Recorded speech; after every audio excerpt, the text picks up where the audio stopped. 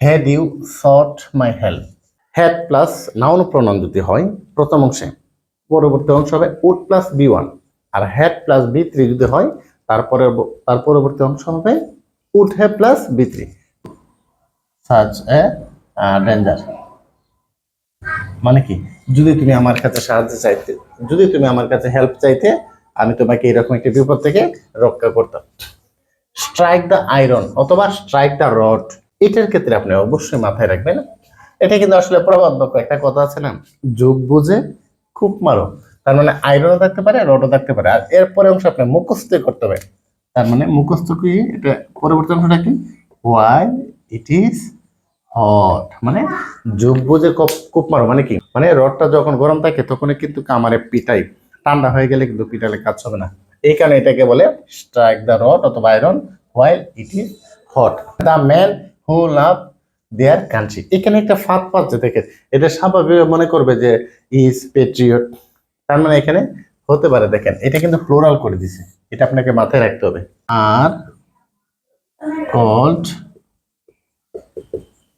Patriots মানে কি, এটা প্লোরাল করলাম কেন, কারণ এটা কিন্তু প্লোরাল, এই জন্য the man who love their country are call patriots, মানে যারা দেশকে ভালোবাসে তাদেরকে কি বলা হয়, হ্যাঁ দেশপ্রেমিক বলা হয়।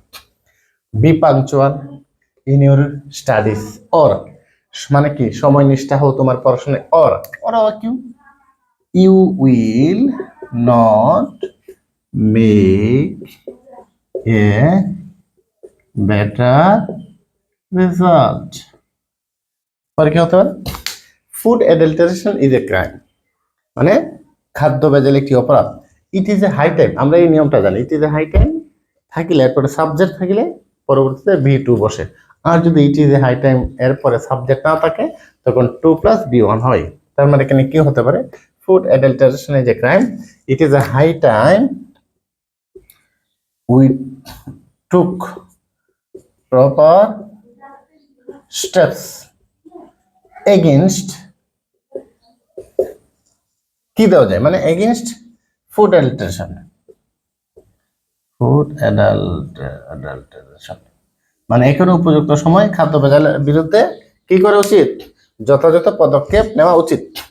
আই নো দ্য ম্যান, আমি জানি যে লোকটি, আই নো দ্য ম্যান একটা রিলেটিভ প্রনাউন বসে, হু রুট